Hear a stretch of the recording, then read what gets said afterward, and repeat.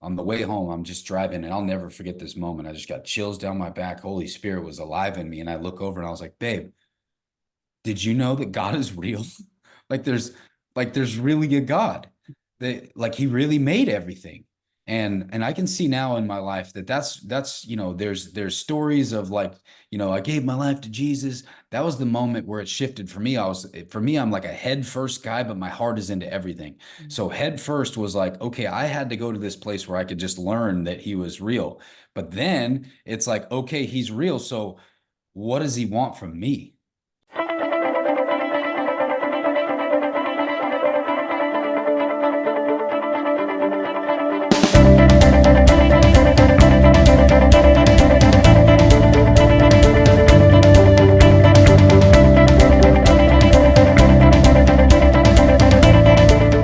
The only thing I knew about church, I didn't grow up anywhere near church. I feel like I was kind of allergic to it.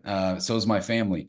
And so early on in life, it's kind of a joke, but it's also very real. The only thing I knew about church was that youth group in high school was like a decent place to pick up chicks. I'm going to be honest. I And love it.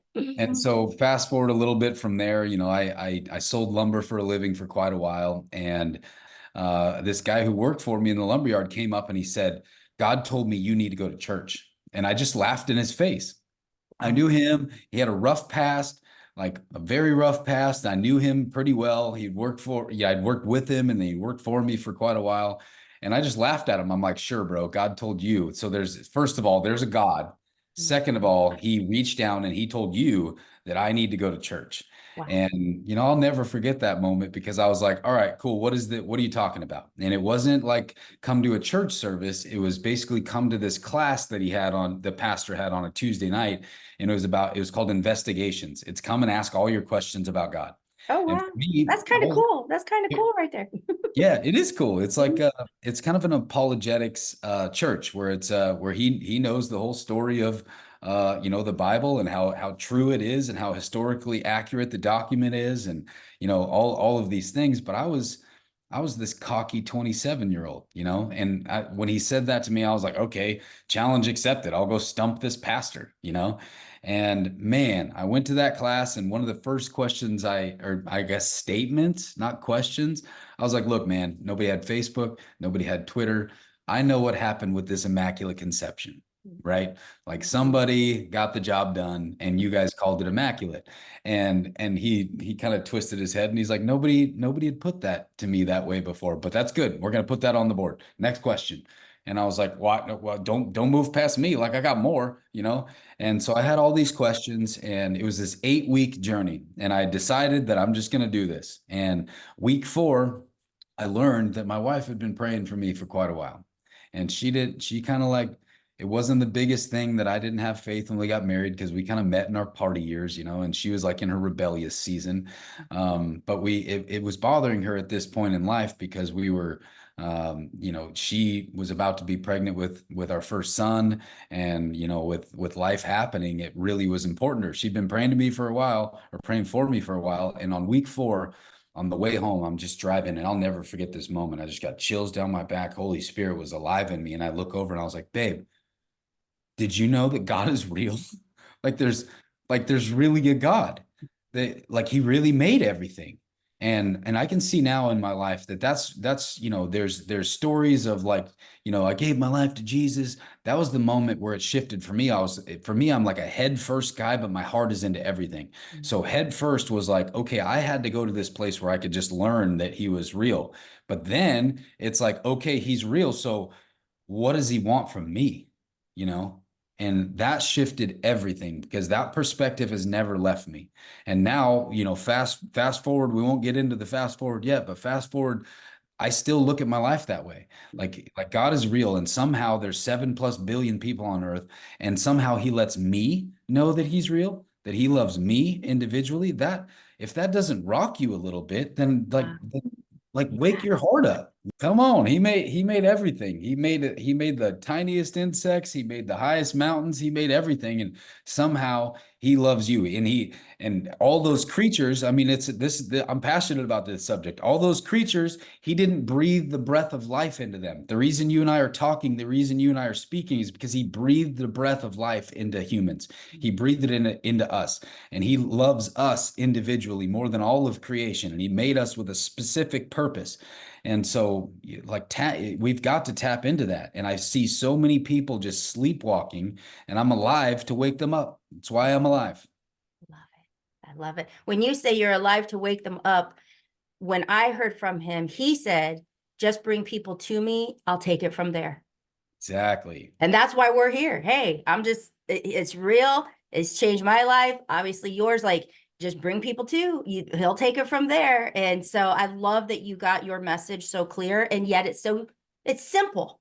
You know, it's not complex. I think we overcomplicate things or make it have to be like this, you know, um, complicated pathway. And it's like, it's really just simple. And it's just love, you It know? is. It is. That's right. It is absolutely simple, and I totally agree with you. Where it's like as I put it, I'm here to I'm here to put the shock into the system to wake you up and introduce you to a God that can transform everything, and introduce you to a God that can take you on a process of lifelong transformation for you and for other people. And so, love that. Mhm. Gosh, I love that. And so number one, what did your wife start experiencing? Like from your perspective, what changes could you see in your wife as you began to change? Because she had been praying for you, and now here all of this is taking place. Like, how was that for your relationship and your marriage? Oh man, we met. I was 19 and she was just about to graduate high school, and so we've been together a long time. I'm 41 years old now. We've been together 22 years, married 17, and at that point, we were still in our infancy stage of marriage, right? And you married 5, 6 years, something like that. We're actually married just a couple of years in 2009, and getting ready to have kids. So it transformed it transformed our marriage, but that basically took us on a process of transformation, right? It's almost like it got uglier before it got better. It's like when God is wrestling in you, there's a lot of things from the past that have to come off, you know. There's a lot of mindset. There's a lot of broken heart. There's a lot of things. I call it heart surgery, and it's very real. Heart surgery is sort of violent at times. And while we weren't violent with each other, the words were, and like the different things were. So I can see, early on in my walk with God, and in regards to my marriage, it caused conflict, but healthy conflict, right? It caused us to actually go to war for each other, and it really shifted things. And for me, you can probably tell already if you haven't, I'm a pretty convicted guy. So like when God convicted me, I still had some of those pride issues, and I'm kind of like, nah, no, now I know the way, and I'm like, nope, this scripture right here, like this is very clear. Come on, woman, like get it together, and like just being kind of an idiot. So at first it caused conflict, but that God takes us through this refining, pruning process, and now we're closer than ever. We're on the same page. That's been the case for quite a while here, and but at first, when you asked that question, I'm gonna give you the real. It was not that pretty. In July of 2012, uh I had this burning inside me. That's when Bet and I were like going through that fire, like we were talking about, and she really felt convicted to be a homeschool mom. At the time, I didn't necessarily know what that looked like, but I know that I'm starting to understand my role as the leader of the house, and I knew that if she wanted that, then it is. If it's going to be, it's up to me, right? And so, like, if that's going to happen, that's the mantle that God's placing on my life. And so I remember this time where I was such a giant sports fan. Like I've always played sports, I've always been a high level athlete, and I was such a giant sports fan at the time. This week I had written a blog for this minuscule little sports blog up in the Northwest, but this this one thing that I wrote took off, and Fox Sports took it on, and like it's had hundreds of thousands of views overnight, and I got paid $10 for it. And I was like, oh, like that burned in me. And I went to work on this Friday morning, and I remember very clearly like looking at statistics that day. And in our small department of lumber salesmen that I was in, we sold $100 million worth of lumber that year, and I sold about 63 million of it myself, and I was making 80,000 a year. Wow. And I was like, 80,000 a year in the Northwest is not going to cut it for what she wants. And I went to work one morning, that morning after I wrote that blog and made $10 for this guy's, blog to just completely blow up. And I knew that my talent was being wasted there. And so I literally put a towel underneath the door and I just started yelling at God. And the words weren't pretty. I can see that clearly God wants, through that day, I can see that he wants our whole heart, and it doesn't have to look pretty. He wants us. He wants our heart to him. And that day I gave him everything. I mean, I was cussing at him a little bit. I was just so frustrated with I didn't see the way. And I'm like, God, I was made for more than this, and you know it. So make it freaking clear. Like, let's go. You see my heart. She wants this. I want this. Like, let's freaking go. And so I sent her this really, really long email. And I mean, it was Bible pages long. So in that email, I send it to her. She sends me an email back. She's working for the city of Marysville, this little town I grew up in. She did utility billing. So she was at work. Grandma was with the kids at this time, and I'm just frustrated. And I sent her this long email, and the synopsis of the email, I can say, was probably I was made for more than what I'm walking in. And I know that. And I say that all the time. I want to help people that know that they were made for more than what they're walking in. So that day, I sent her this long email. She sends me an email back, and it just said, I agree. And somehow, some way, that just kind of pissed me off more. I was like, well, well, you agree with what? It's like I was looking for her for the answer because God wasn't giving it to me. And so I You're said, like which of all those pages, like what yeah, sentence is it that you actually agreed with, right? exactly. I just gave you my whole heart. What do you agree with? And she sent an email back. His first one was 2 words. The next one was 1 word. It just said more. And that shifted something in me. I remember seeing that and I was like, yeah, yep. Like I sort of calmed down. I was like, yeah, it is more. And less than 2 minutes later, I get a text from my mom. It was to me, my two brothers, and my sister. And it said, one of you kids should get your real estate license. And I remember distinctly, I hated that idea, hated it. And I mean, I'll say this first because it's very real. I honor my mom. I love her very much. She's an incredible woman. And she, like any of us, has been through life's fires. But I associated her business plan with anything to do with real estate. And her business plan, in my current opinion at that time, caused my parents' divorce. It caused a lot of things where she could get a new Cadillac one year and she'd give it back to the bank the next year. And she's done some, she's an incredible woman who's done some incredible things. And I will continue to give her more credit than that. But my current sight of that was like, oh, hell no. Like, Mhm. no, like I'm not going to do that. You're like, But it's not this one, it's not this child of yours. no, but it took probably less than 10 minutes for that to sink in where I was like, okay, I've just asked God for this sign. And and apparently my grandma's cancer is back, and apparently my mom needs my help. So this isn't about her. This is about God saying, do this. And so within 10 minutes, I got tears flowing from my eyes. I run into my boss's office and I'm like, I'm leaving. It's like 10 o'clock in the morning at this time. Right? I was like, I'm out of here. And he's like, is everything okay? I was like, no, it's not fine, but I'll talk to you later. I just ran out the door. And I think I said that was on a Friday, but it was actually a Thursday because I came back on Friday. I basically hightailed it to my pastor's office. I walked in the door and he came out of his office as soon as I walked in the door and he's like, dude, I felt you come into the parking lot. What's going on? And I was like, I think I'm about to quit my job. I think it's gonna happen. And so, long story short there, I got my real estate license in 17 days. I put in a 3-week notice. I did, 90 hours worth of school in 17 days and passed my real estate exam, got my license.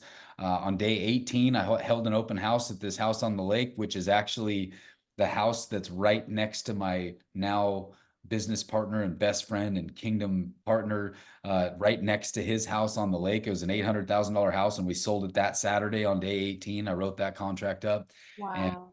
not all of it has been rosy, but through that process of getting into real estate has been a vehicle that God landed in my life to make so much transformation happen. And so, Wow. Wow. That is like, that's the walk in faith.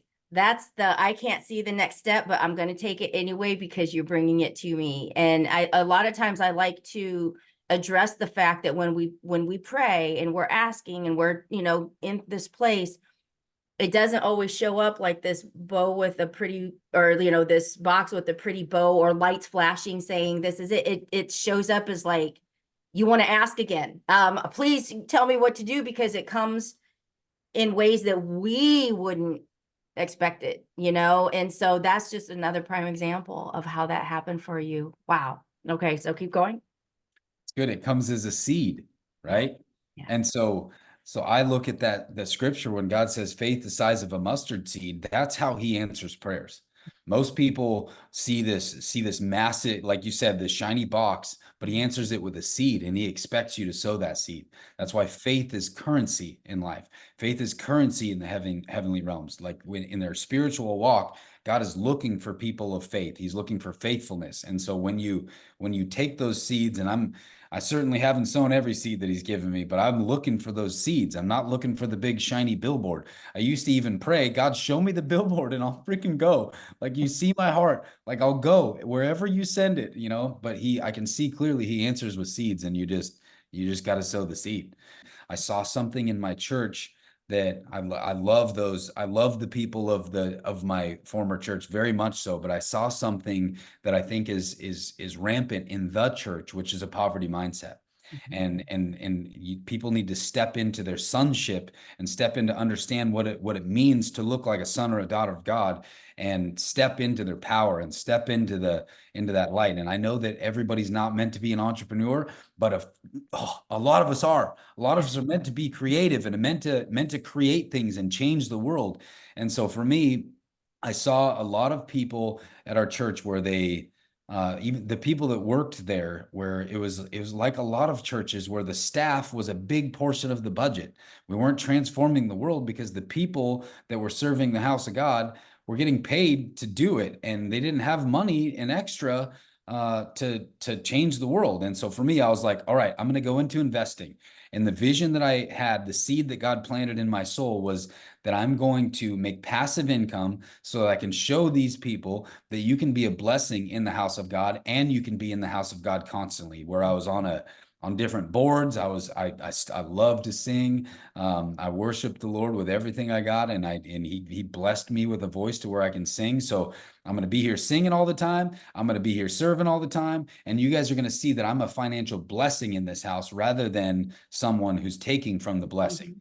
Mhm. And Mhm. so that was the vision when I got into investing. And when I got into investing in real estate, it didn't necessarily pan out like I wanted to right off the bat. Imagine that. It was a seed that needed water, it needed soil, it needed sun.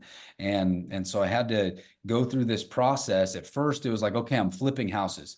I'm taking these really trashy parts of neighborhoods, and I'm shining them up, and I'm transforming neighborhoods. God's a God of transformation. I could see his hand in that.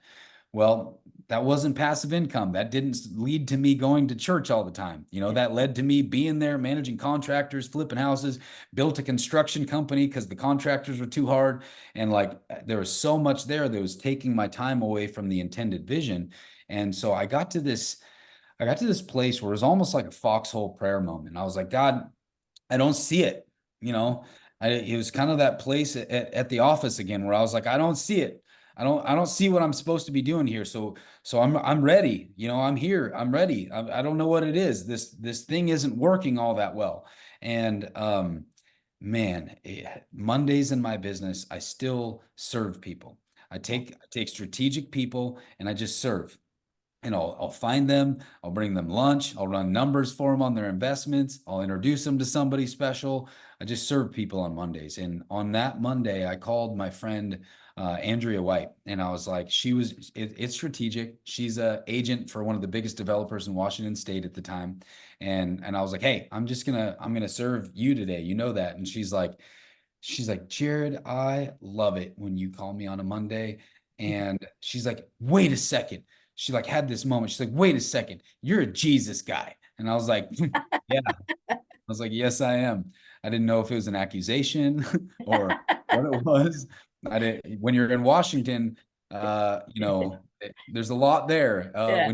when you're a Jesus guy. And she goes, no, no, no, no. She's like, she kind of filled me in, and I think we're far enough removed now where she's fine with me telling that story. But she was in the middle of the beginning of a divorce, and she couldn't buy this house that she had listed, and this nonprofit that houses people in recovery from addiction, they wanted somebody to buy this house and lease it to them. And she goes, you're the guy. She's like, you're the guy for this. She's like, they want this house. It's a really nice house. It's $600,000. And honestly, this house is a really nice house. We still own it today. It's like 4,200 square feet. It's on a hill overlooking the whole Puget Sound. You're not going to find a more beautiful view anywhere in the world. And and the mayor lived right down the street. This is the town I grew up in. And I'm like, so wait a second, you want to move drug addicts in here? That doesn't necessarily make sense to me. We're going to have to walk through what that looks like. But I looked at it. I met this guy, Todd, who now works for us. He worked for Oxford House, who is the nonprofit who helps these guys.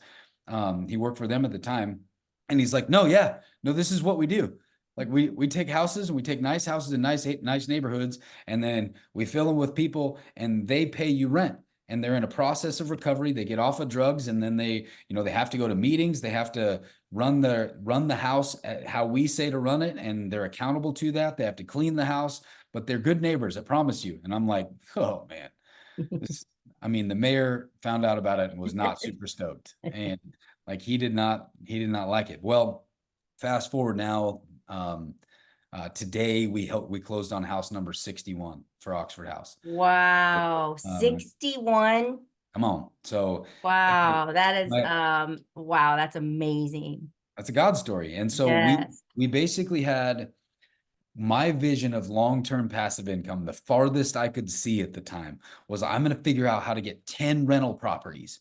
And then the passive income from that is going to allow me to be at church. Right. And I think this is I always want to tell God's story, and I can see it clearly that we're walking into the season of more than we can ask, think, or imagine, because I couldn't see as far as we've come now. And it's only been 4.5 years. This was July 2nd of 2019 is when we closed on that first property. And now, here at the beginning of 2024, to be 60 plus properties in, now we count beds, Yes. right? So And you're saying 2019, so that means we went into the whole COVID pandemic and everything through that, and you still had the growth. we just like, we saw the need and we Yeah. went all in. So to the end of 2019, before COVID happened, and it happened fast after we bought that. Before that happened, we closed on 10 properties in 4 states really fast. Wow. Once we saw this model, there's another side of it, to where one thing I love to say, and my pastor says all the time, is that alignment comes before assignment. Who you're aligned with will Mhm. start to determine your assignments in earth. And the people that he sends into your life are the ultimate seeds that he sends into your life. And if you water those seeds and you really love on those people and build them up, then you can see what they're capable of while God's using you to do that. And so this day that I go look at this house, there's no way anything I could ever do. There's no way we would ever be in this place without my partner, Travis. And he's just an incredible, incredible man of God. And he's got so much character. And I didn't really know him at this point. We were getting to know each other. He's younger than I am. I think right now he's 34 years old. But we were getting to know each other. When I first met him, I met him at a Starbucks. And it was like a potential investor meeting. I've always used other people's money. At this point, I've closed on more than $35 million worth of property, and I've never used a penny of my own money to do it. Wow. And so I met with Travis, and I'm like, all right, so I got this property, do you want to invest in any of them? And I remember leaving that meeting because he told me, he's like, no, you're just flipping properties. You're just doing short-term turns of properties. And I'm only interested in long-term investments and long-term holds of properties so that it's because I want to build generational wealth. And he said that to me I mean, at the time he's still 28 years old, you Mhm. know, and I remember thinking like, who is this guy? You know, I don't even know if he can grow a mustache. And he's telling me he's trying to create generational wealth and he's trying to do all these things. Well, so none of those deals really worked out because he really was interested in long-term things. Well, so this Monday that I find this Oxford house, on Tuesday, I go to a listing appointment down on that same lake where I had listed that first house, Lake Goodwin in Washington. And lo and behold, there's Travis in his front yard of his house on the lake. And I'm going to this listing appointment and I'm like, dude, hey, so remember when you said kind of long-term investment opportunities? I think I got one. Like I think I found it. And he's like for him at first it was just a business opportunity. He looked at it as like, oh, okay, you know, that makes sense. They're going to sign a 5-year lease. They're going to pay $6,000 a month to live there. Like, yeah, okay. Let's look at what that looks like. And so that day he told me, and I won't, you know, there's a lot of things when I say it, that's a saying that I say, I won't ever forget it. And I say it intentionally because I don't want to ever forget what God's doing. But I won't ever forget it when he looked at me and he's like, dude, if you let me in on this, I will make sure money is coming forever. Wow. And I'd never had anybody say anything like that to me, you know? And Wow. and so he dove in, and then the more we learned about Oxford House, the more we just loved the model, and we saw how bad addiction has gotten, and it's actually even gotten worse. So 2019, some of the stats there, fentanyl has gotten so bad. In 2019, there was 25,000 overdoses. In 2022, there was 125,000, so 5x through COVID. Wow. And so Wow. fentanyl is coming across our border in droves. It's affecting communities. It's in Xanax. It's in all laced into all sorts of things. And people are dying on our streets. And we go to any major city, you can see how bad addiction is. But Travis had his wife, Ramey, who's an incredible woman. She had an uncle that said he owed his life to Oxford House. Like back in the 80s, he lived in a house and he's this uber successful entrepreneur. Travis always says that if he was in Ramey's family, he has a double major from Pepperdine, and he would be the least educated person in her family if he was Wow. in her family. And her uncle says he owes his life to that organization. So Travis is like, all right, this is bigger than I thought it was. So he's like, let's go see where they need more houses. And so we sent a couple of emails, and turns out they need houses everywhere all the time.